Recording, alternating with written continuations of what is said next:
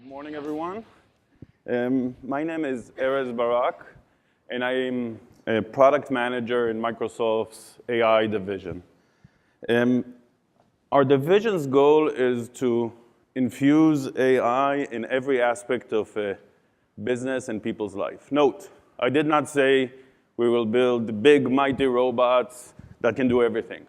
I didn't say we'll build cars that run themselves and can drive us around, although that would be great. We are about infusing AI in every aspect, and today I'll focus about how we take AI and believe we can infuse it into different businesses. When we look at a potential business that can leverage AI, we look at businesses that collect data. That's great. We look at businesses that derive insights from data.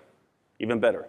We look at businesses, just like Guy talked about earlier, that have goals they can qualify with data, that have goals they continuously pursue using that data. Because at the end of the day, the basis of success for AI is about the data you have and the quality of that data. So before I get started, maybe you know it is morning, everyone had their coffee, maybe show of hands. Okay, this one's going to be easy. Who's heard of AI before this session? Good, yeah, we're buzzing along. Who's using AI in their business on a day-to-day basis? That's very nice. I'm seeing about 5 to 10%. Who is planning to leverage AI in the next 6 months? 12 months? 24? Good. So we're at a very interesting starting point. AI is there. AI is here. AI is ready to be leveraged. There are some people who are already leveraging it, and a lot who are looking into how to make that happen. What I'll try to do today is talk at a high level of what AI is and try to drive that into some of use cases I believe would be interesting. So I'll start with a few terms. AI, it ain't new. 1950s, people were already just as excited about artificial intelligence. It evolved over time, and the first click stop around the 1980s is where machine learning really took form. When you think about machine learning, you could think about, well, I want to make simple predictions based on data I already have using things like a linear regression. That is machine learning. Maybe I want to take my audience and drive automatic cohorts that make sense based on the data I have about that audience. Those are things machine learning can do and has been doing for quite a while. Then came deep learning. And deep learning, when you think about that, gives you the ability to talk to your speakers, talk to your computers. So natural language understanding very much is all about deep learning. Deep learning allows you to recognize a face. When I log into my phone, there's a deep learning model that's looking at my face and recognizing it. Deep learning. Deep learning allows us to understand text and actually read text in all sorts of languages, all sorts of subjects, and understand that from a machine perspective. So a lot deeper into the understanding of the data is deep learning. That's really what's driving a lot of the capabilities that have been unleashed in the past few years. Now, what's driving these elements are two things. One is compute, the ability to run a computation. It's becoming cheaper, it's becoming faster, and it's becoming more accessible. So there's more machines available to run maybe the same computations, but run them faster and in a more efficient way. Two is data. I spoke about that earlier. More and more data is becoming available. More and more data is becoming available for that computation. So now there's a confluence of events. Data is from one side, compute from the other, working faster to provide these capabilities. So that's sort of the power behind AI. And if you think about it, it's also what's going to continue and propel AI moving forward. So what's happening due to that is that there are more and more companies in more and more industries that are already taking on AI. I like this chart from Tata Consulting. They compiled it last year. And as you'd expect, a lot of the information technology use cases and scenarios are already picking up AI. It's close to home, say big data, say compute, well, great, let's make that happen. You're also seeing marketing take on more and more AI, finance in terms of forecasting, in terms of understanding or deeper understanding of financial models, very much leveraging that, and a few scenarios coming from customer success as well, according to this chart. It's also quite varied in terms of the scenarios. You look at the ability to detect intrusion. You see scenarios like personalization in here. So there's quite a wide variety of scenarios AI can support. So when we think about those scenarios, we think about three elements. One is look for the scenarios that are close to revenue. Look for the scenarios that matter to the business. AI, if it can serve a whole lot, why don't we start there? One. Two, look at areas where you can potentially deliver more product, more quality, more services to your customers using the same number of people. So you'd imagine a team of a certain size leveraging AI and providing more by doing that. Third, when you think about AI and when you start thinking about AI, it's good to keep this chart in mind. As a reminder, there's a lot out there. The expectation is no longer, well, sure, you want to use AI? No problem. Hire a team of 100 data scientists. They'll start working on your models and make this happen. That could be an option, but typically what we see, there's a set of out-of-the-box solutions. There's a set of out-of-the-box services that a lot of the people who want to leverage AI actually start with. I brought in 3 examples, just literally pulled them off our website, of companies who are already leveraging machine learning. And I also want to, before I dive into specific scenarios that I think would be very relevant here, I want to talk about them. So Track Revenue is a company who's looking to personalize a lot of the experience for their customers around their landing page offers, et cetera. They leverage machine learning. So this mentions machine learning here. I will mix and match machine learning and deep learning as we talk about it, but the idea is they're using a certain level of machine learning in order to help them with their personalization need. Jabil uses machine learning to detect and predict failures. So for them, that's all about revenue. For them, understanding when a failure would happen is all about preventing revenue loss and maximizing potential revenue. And you see companies like LG who want to forecast, who want to better predict. Again, it's not 100% prediction, but very much better predict how to manage their production and their production needs. So from all areas, we see machine learning sort of coming into play. And the assumption or the basic belief that we have, I have a quote here from Harry Shum, who runs our division, is AI is here to disrupt. AI is going to disrupt every single business app. And the idea is if you want to change an industry like banking or retail or healthcare or whatever industry you're in, AI gives you the potential for that disruption.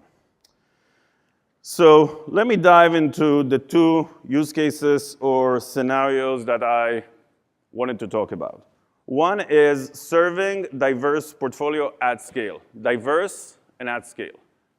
When our customers look at their product portfolio, it's very different. Head customers, tail customers, torso customers, all type of needs, ranging from, hey, I got a problem, to, hey, what's my strategy moving forward? So diversity is very much there. Also scale. You look at hundreds, thousands, in many cases millions and tens of millions of customers who want to be served. That is the problem at hand. That is the problem statement that we believe can be solved with AI. At the same time, you also want to, and I'm sure everybody here is trying to reduce customer churn and sort of push that metric down. Leveraging AI to do that could be an interesting approach to give you a further or a higher baseline to start solving that problem for. So before I talk more about those scenarios, I have a short video to share with you how one of our customers is actually leveraging AI.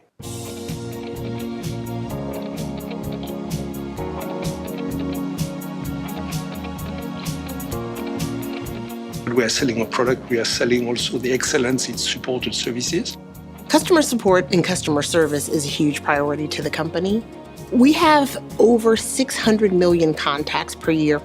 Microsoft's advanced AI gave us an opportunity to look at better ways that we could scale. The virtual agent that's guiding them and answering their questions, trying to get the proper context around what the issue is. If the virtual assistant can't solve their problem, that information is automatically passed to a live agent so they can continue the conversation. Artificial intelligence may be able to boost significantly the productivity of our agent. It's going to cut down on call handle times. It's going to cut down on the actual overall wait for the customer.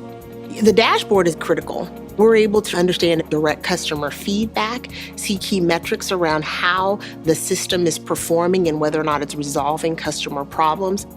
We were addressing maybe 15 to 20% of issues. We're now expanding that to close to 70 or 80% with artificial intelligence. Microsoft's advanced AI capabilities is a win for any organization. And the platform that they are delivering allows you to get the scale and capabilities that are needed in order to implement AI in your business. We're looking at what other areas that we can apply this technology throughout our ecosystem as part of our digital transformation. Give me a tool that allows me to say yes definitively and effectively, this is going to fix your problem. Bring it on, let's do this right now. So a few takeaways from what we've just seen. First, the business need is there. The business metrics are very clear. Reduce the call time, reduce the wait time. That allows increasing customer satisfaction. What that team and others are able to do is, and that is the key piece that we're seeing a lot of value, is get a lot more of the cases actually being addressed by digital tools.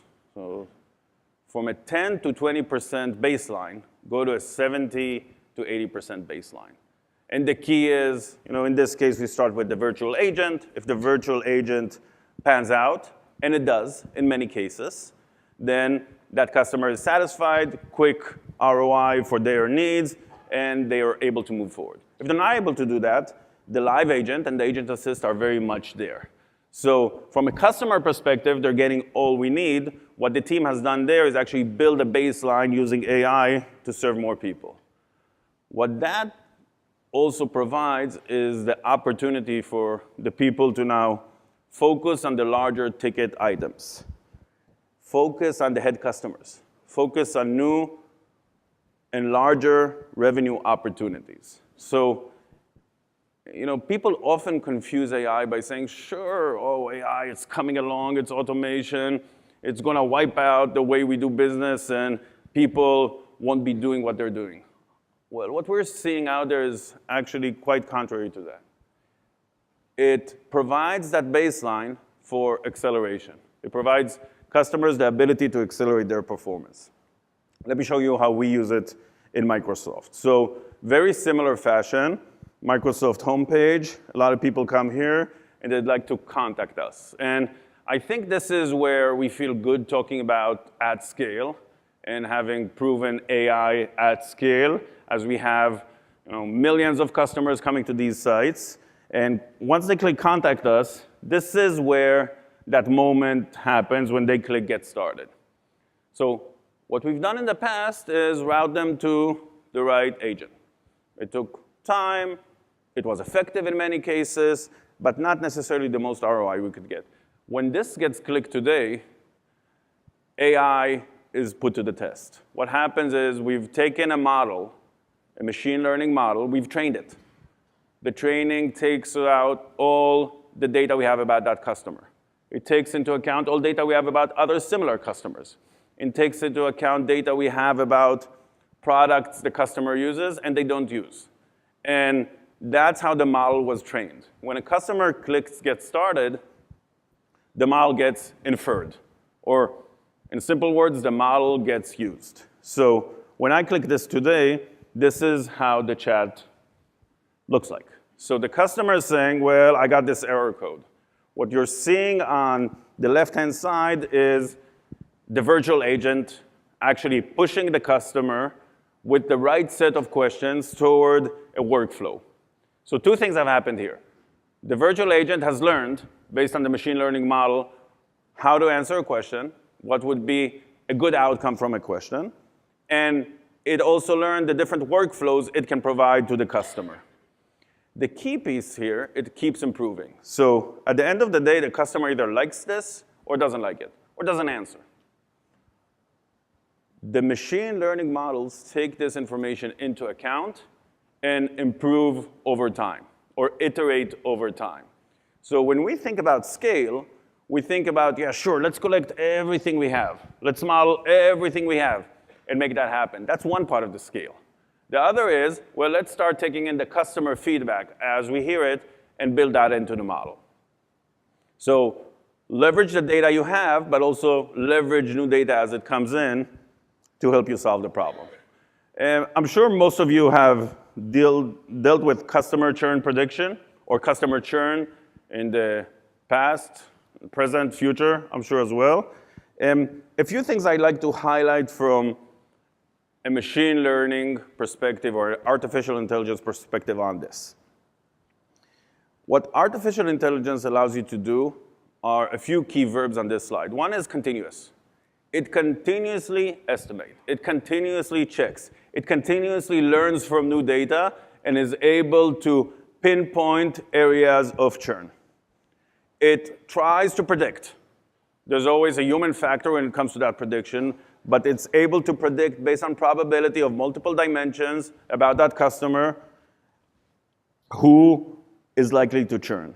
And that information empowers different businesses to deal with churn. So what we're seeing is that in addition to the dashboard you're seeing up here, which is at the end of the day the same dashboard you would use if you didn't have artificial intelligence under the covers, we're seeing 4 times better performance when it comes to using AI, artificial intelligence, to solve the problem, versus using business heuristics, using rules engines that are more static. So again, we're looking at this from the inside out. We're saying there's a customer need. Let's see where most of the heavy lifting is. Give that work to AI. Let the business focus on what they need to do. So with that, I'm sure, or I hope, some of you are thinking, well, how do I start within my business using AI? And what I tried to compile here are 5 principles that could be, or we believe are the right way to think about it. So first, maybe I'll talk about the opportunity. So Gartner says that about half of the CIOs they've been talking to have plans to deploy AI. But similar to what we've seen in this room, only, let's say, 5% have already done so. So CIOs are planning to deploy it, AKA there's budgets associated with the push for AI, as there's a growing understanding that there's an opportunity to improve businesses by using AI. It is yet to be clear of where or which area of the business would most benefit from it. It is yet to be clear where it would be best deployed, and that's sort of the situation we're at. So when you think about AI, 3 aspects to look at. One is which scenario. AI is not being done for the sake of AI. AI is not a new scenario for anyone's business. AI should be viewed as, well, how do I take AI and integrate that into the core enterprise scenarios we already have today? In the context of those scenarios, let's look at those scenarios that directly serve customers. Let's look at that subset and start thinking, well, how can I apply AI to them? Then I talked about data, and I'll repeat that again. Find valuable data no one else has. So you may think of, well, how much data do I have? Is it big enough? Is it not big enough? Don't worry about it just yet. Think about the type of data you have. Think about where you have unique data about your customers, where you have unique data about assets that you provide to customers and they may be using. For us, as a company, we have a lot of unique assets we provide to customers. I'm sure you have that too. But you want to think, well, where's my unique data? Then don't only view that data in a certain silo within your company. Think of how that data may connect to other pieces of data within your company. So establish the scenarios, establish the data, and then, I actually want to leave you with this thought, is this is about augmenting. This is about giving artificial intelligence the place to augment what we provide today. It's not about replacing. It's about going faster. It's about acceleration, like Guy talked about earlier. But that's where we believe most of the opportunity is. Okay? So I hope that helps. It's a good start. I'll be around here if you have any additional questions. And thank you.